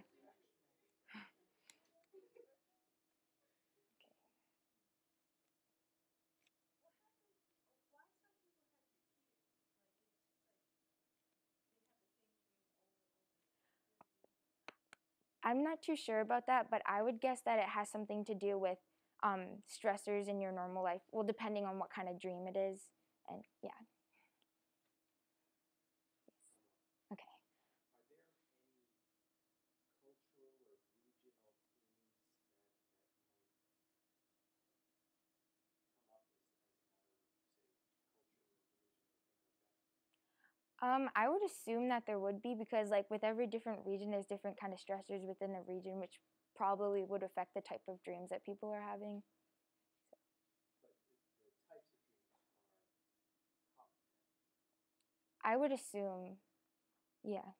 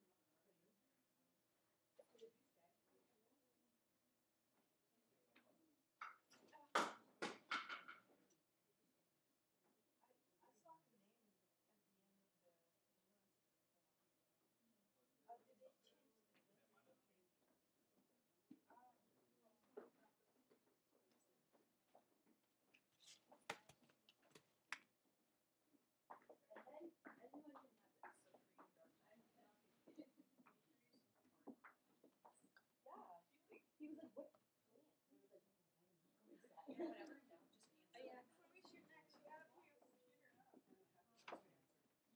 computer up.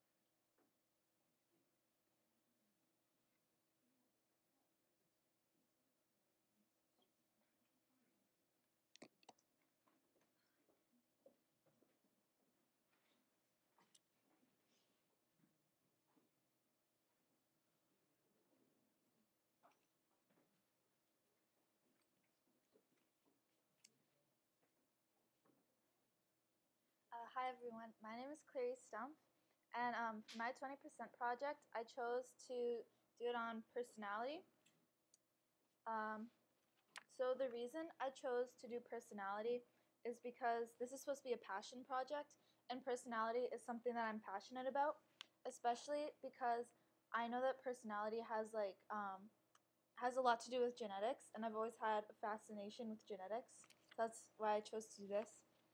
And then okay, so I'm gonna focus mainly on the question, what is personality?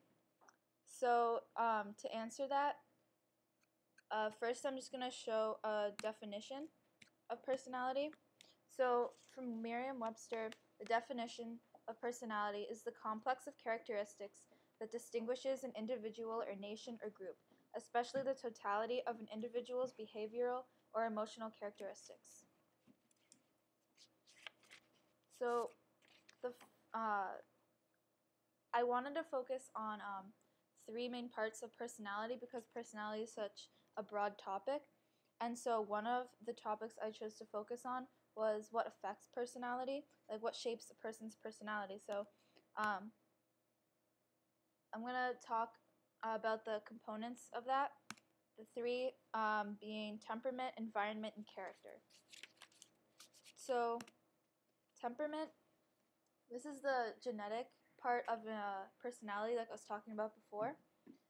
I'm sure most of you have heard the phrase nature versus nurture. This would be the nature part of that. This mainly affects like your instincts and stuff. So if it's your instincts, you would assume that everybody would have the same temperament because everybody has pretty much the same instincts. We all know like how to walk, we all know how to talk, but what makes everybody different is the strength of these traits. For example, everybody has the instinct to talk, but some people have the instinct to talk more, and some people have the instinct to talk less. So that's how the temperament will affect your personality. So on to environment. This is your surroundings and how they affect you. This would be the nurture part of nature versus nurture.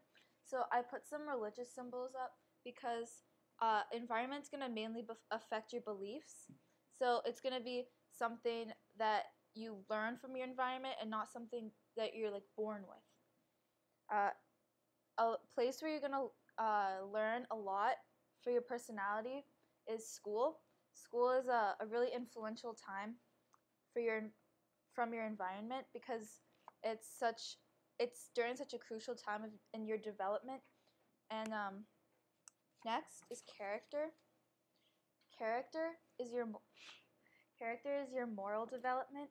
It's your childhood experiences. So moral or character is learning honesty and learning virtue, which you learn from experience. Like you aren't born knowing how to be kind, you aren't born knowing how to be honest. It's something you learn as a kid. So There is actually an equation for personality. If you take your predetermined genes, all the random factors in your environment, or all the random factors in your life and your environment, then you'll get your personality. So that was the part about what affects your personality, and now this is going to be the 5 most basic personality traits known as the Big 5. So the first of this is agreeableness. This is like if people can get along with you. So agreeable people are generally going to be trusting, compliant, and caring. This is why people can get along with them so well. Agreeable people are generally not very competitive. The second of the Big 5 is conscientiousness. So people with this trait are generally going to be careful, organized, and responsible. That's why I put a picture of an organized desk, because this would be a conscientious person. They also have very good impulse control and are goal-oriented. So the third one is openness. People who are open are generally going to be intelligent, creative, focused on tackling challenges, imaginative, and good at abstract thinking. So this is like the whole left brain versus right brain thing. A lot of people say like if you're right-brained, you're very like artistic and imaginative, and that has a lot to do with openness. So I put like that picture up there. And now the fourth one is extroversion. And I'm sure many of you know about introverts and extroverts. Extroversion is one of the Big 5, and not introversion, because putting them both there would be kind of redundant because they're just the opposite of each other. So people who are extroverted are generally going to enjoy attention. They'll often say things before thinking, and they enjoy meeting people and having conversations. So by a show of hands, how many of you guys would label yourselves as an extrovert?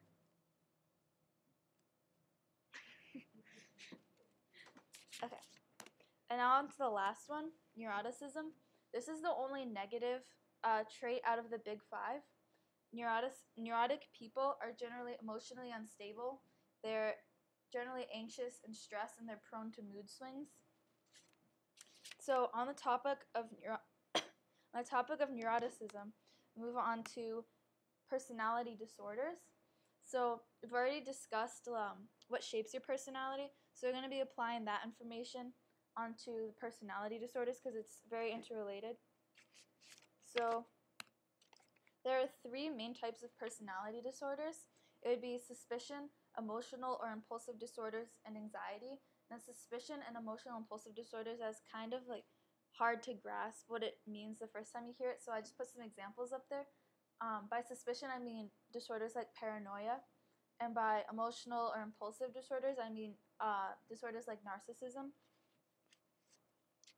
So just like we discussed temperament before, this time this is how temperament's going to cause people to get personality disorders. You just could inherit a personality disorder genetically, but the strength varies, as mentioned before. You could, not everybody who has anxiety has the exact same form of anxiety. Some people will have a stronger form and some people will have a weaker form, and that's how the variety of the traits comes. So onto the environment. People can develop personality disorders if they have an unstable family, little to no support from a caregiver, especially after a traumatic event, or if they have bad social experiences, particularly at school, because that is when they're developing the most. So if any of these things happen to a person, they have an increased chance of developing a personality disorder. So now into character. This is when they're supposed to be developing morally, they're supposed to be learning honesty, respect, kindness, but instead these children are learning neglect and trauma and abuse, so they end up developing a personality disorder instead. So in conclusion, I discussed the causes of personality, the main 5 personality traits, and some disorders. Some personality disorders. So, I wanted to go over the challenges of this project. Personality is a very broad topic, so I really had to narrow it down, and that's why I ended up doing the causes, temperament, environment, and character, and then the 5 main traits, and then the 3 personality disorders. And then because it's not a very widely researched topic, I had a lot of trouble finding reputable sources.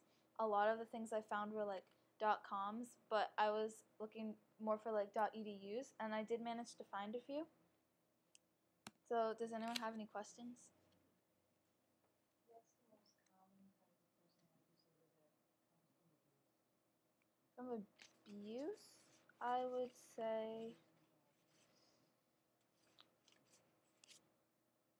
I would say probably an emotional or an impulsive disorder because abuse is like kind of like affecting you emotionally.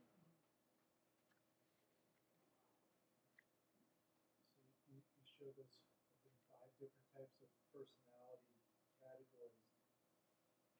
Kind of roughly, what percent do you think fall into those versus a mix of various of those 5? I think generally most people will have a mix of those because I think those are just like the most basic ones, but obviously there's going to be combinations because not everybody will like fall into each category. So obviously there's shades of gray with that. You mentioned the impact of environment, especially as younger. Research show whether or not that's something that someone could overcome if they had challenges as a young person to combat the environment. Well, obviously there's you can go see a therapist and stuff if you have or a psychiatrist if you have personality disorders. So that would really be the only way you could overcome one. In your presentation, I noticed you talked a lot about nature versus nurture. Do you think that nature versus nurture isn't necessarily the right question, but more so how one affects the other, like how nurture affects nature or nature affects nurture? I was using nature versus nurture as an example. Nature being your genetics and nurture being your environment, but they both work together to influence your personality. And so I would say that they both affect each other equally.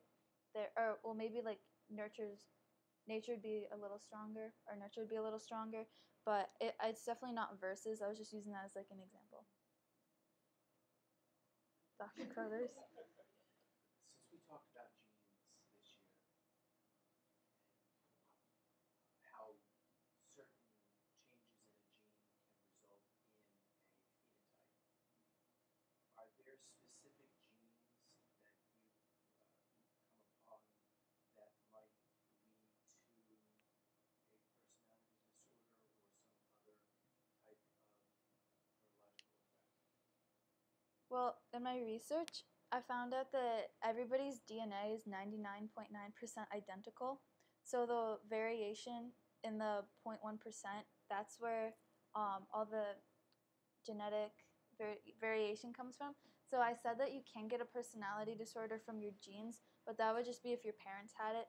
So I don't really think that like you could just like turn it on. I think your parents would have to give it to you. But I don't know the exact name of it.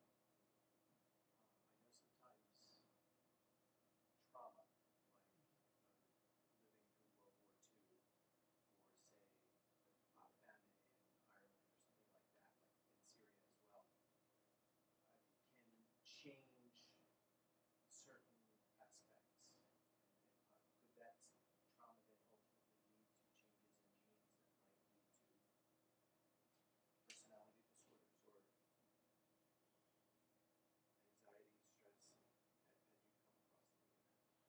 I'm not sure if the trauma can change your genetic makeup, but I think it mostly has to do with just your brain.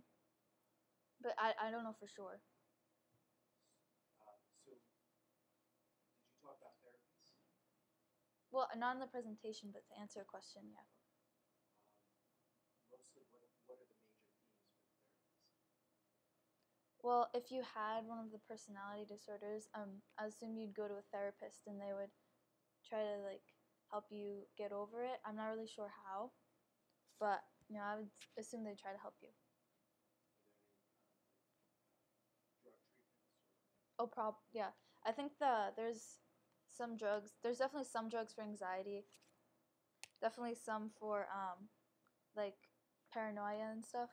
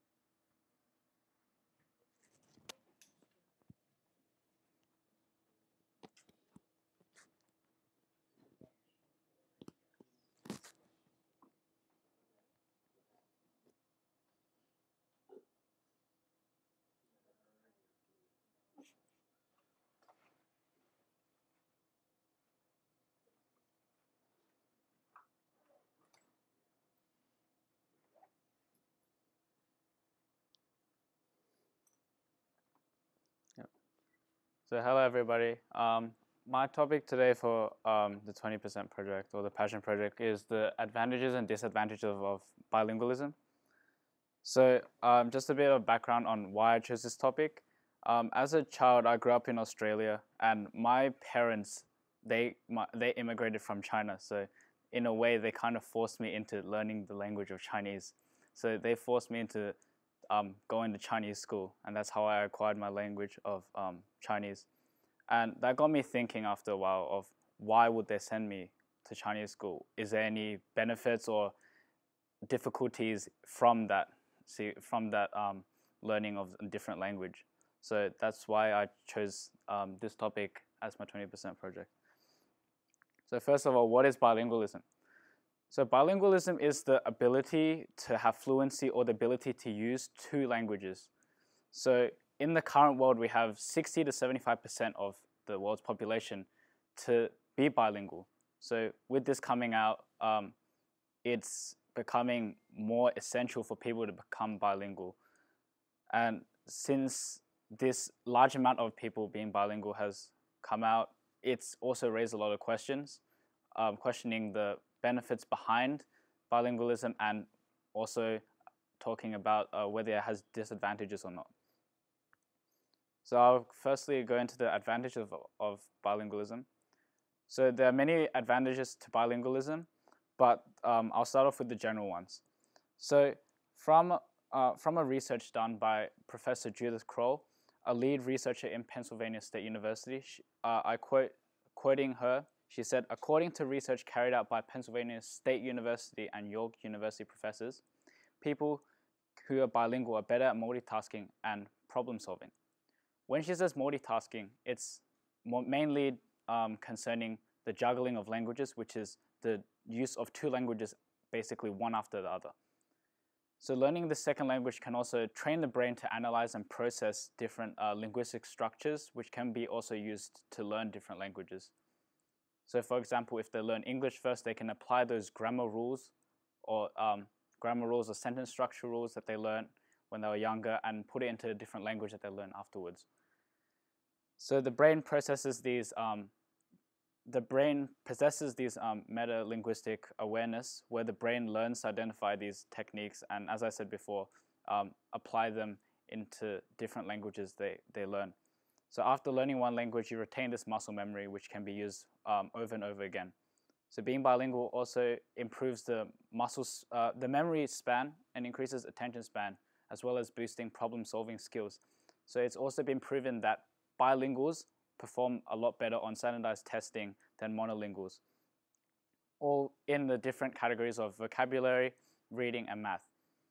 It also improves divergent thinking, which is the ability to identify different solutions to a single problem, which is also used when bilinguals, for example, they forget how to express themselves with a single word, so they come up with a different solution, a different way to say that. So more advantages would be into the real life now, we have employment, health, and social benefits. So in employment, we've seen a 42% increase in employment of interpreters and translators over the last 10 years, which can be seen as a big advantage to people who are bilingual. They also gain 5 to 20% more pay than the base rate of a position, as well as it grants them higher chances of being employed, because a lot of businesses right now are trying to get onto the international stage, and getting people who are bilingual into their company would help them widen that. And also onto health benefits. It's been proven that bilingualism itself staves off the effects of Alzheimer's disease and dementia by a couple of years.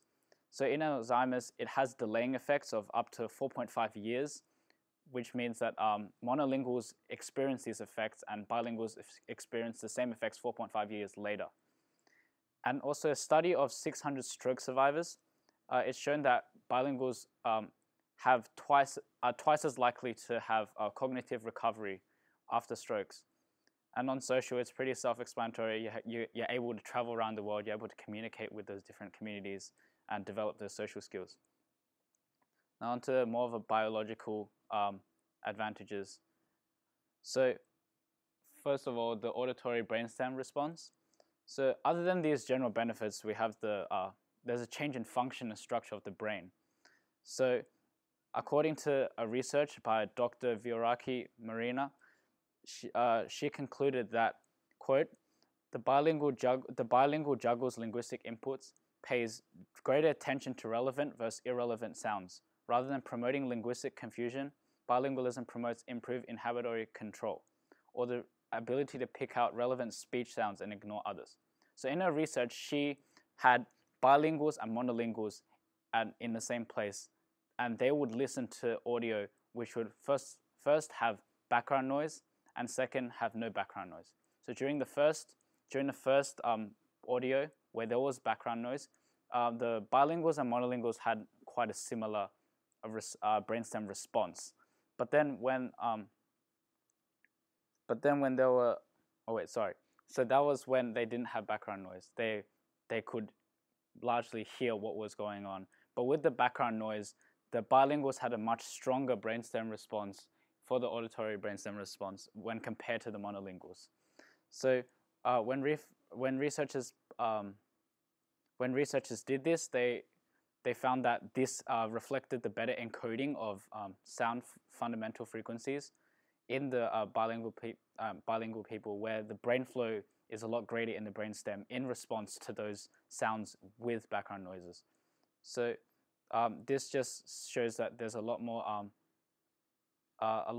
advantages in terms of these auditory brainstem response, which are also linked to more advantageous, say, in the senses as well.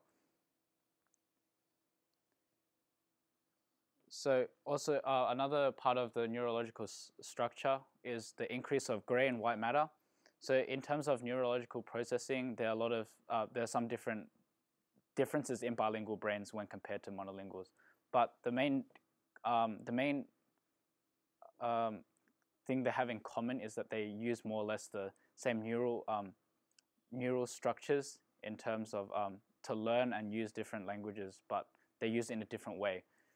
So over time, they from an experiment that I researched online, they said that they were unique in the bilingual experience. They have their brains that are unique in neuroplasticity and also changes in volume of neural substances such as gray and white matter. This also means a better activation of senses, and as you saw before, they had a much better response to sound and background noises. So that could be another proof to what this research was talking about. Some other things that show advantages of bilingualism with the brain would also be the activation of different regions. So there were regions that were mainly activated in the bilingual brain that weren't activated in the monolingual brain while they were speaking the different languages. So areas mainly around the middle of the brain as well as over here, they were more activated, which would also this would change the neurological function of and structure of the brain in a way, because they're using different kinds of sections of the brain, and this changes the as I said, this changes the neurological structure, and it's also found that this use is built up over time from as a child, where it's used a lot less because they're mainly sticking to one language, and then over time as they acquire different language and as you get older, that those activation in those areas become a lot stronger. So now onto the disadvantages of bilingualism. So with all advantages, there are also some disadvantages. So from a research that once again I searched online, they found that children who grow up learning two languages learn grammar more slowly than those who speak English itself. And there are also some ways that they lack in understanding English itself, or different languages as well. So some languages, some examples would probably be errors in syntax, vocabulary, and pronunciation. One significant example, which I can also relate to, is that Chinese, the sentence structure is in a way flipped in English. So when I was learning Chinese, it was a lot difficult for me to get the sentence structure and order right because of that flipped ordering. For vocabulary, there are a lot of words that throughout different languages they have a specific meaning, which sound like they have the same meaning in English, but they actually have a completely different meaning. For example, in French, le car, it actually means bus, which is quite confusing. And then in for example, when you have pizza in Chinese, which is pizza, which is like for Chinese people who are trying to learn English, they might have a different kind of pronunciation because of that, which could make it more of a confusion in meaning to people that they're talking to. So that's overall the disadvantages of bilingualism. So onto reflection. So things that worked throughout this experiment was through this project was basically the research and everything that I had collected as information. I think that went pretty well and pretty swiftly. But things that didn't work was I was initially thinking of doing an experiment to find out different kinds of pronunciation throughout different levels and different time periods of people like learning different languages. Because as you know, in Worcester Academy, we a lot of people take different languages that they haven't learned before. And I wanted to just see how their pronunciation differed over the amount of time that they spent learning that language. So yeah, that's all about bibliography. Any questions?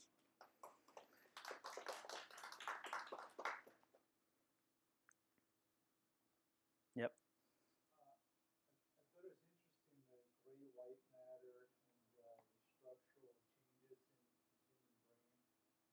Has it ever been seen whether there's different structural changes in someone who can just speak a language versus someone who's also literate in it and can read and write the language? I didn't really go too far into that, but that could be possibly a question for further research. But yeah, it wasn't really that there was a change in the structure. It was just that mainly how gray matter and white matter was changing the entire structure of the brain, as well as the activation of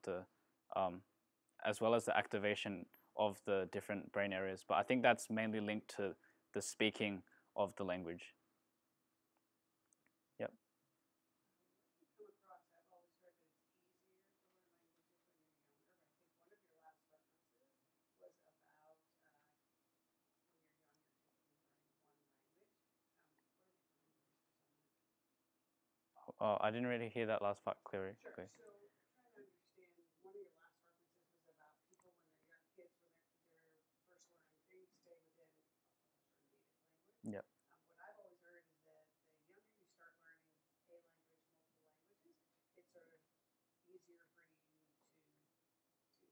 dive into that language, become more that what you found in your research? Yeah, that's what I also found in my research. They also said that a lot of children, when they start learning a language when they're younger, it's a lot easier for them to learn because they haven't got too much of that knowledge from already a specific language that they've learned to like have an interference between the two languages. But then once you get older, as you know, for example, a lot of people who are speaking English in this country, they're trying to learn, for example, Chinese or Spanish as a second language. Since they already have so much knowledge in that in English, it's kind of interfering between the rules and ways of learning for the second language. Yep. Might there, as a follow-up, might there be, say, a biological reason for that? I'm not too sure if there was I didn't come across any of that in my research, but from what I predict, there could be a biological reason, mainly from the brain structure and function itself. How it could be like the amount of, for example, the amount of white or gray matter within the brain, which could overall affect that. Does that change as you go through age, starting from young versus older? I'm not too sure about that. So is the ability to acquire, say, a second language or be multilingual, is that due to number of connections in Yeah, the it's neurons? it's more of a how to acquire different language and become multilingual or bilingual is mainly through muscle memory, as I said before, like through the techniques that you've learned from one language and you using that to basically find a connection between the two languages and more easily learn a language. But it could be because of the neurons and yet the muscle memory within the brain to know. Are there instances where someone cannot learn a second language? I don't think there are many instances that they can't learn. Well, I think there's different instances where the person who's trying to learn a different language doesn't become fluent in it, but that could maybe be due to the I don't really know like in terms of biology, but that could be to a psychological standpoint of it.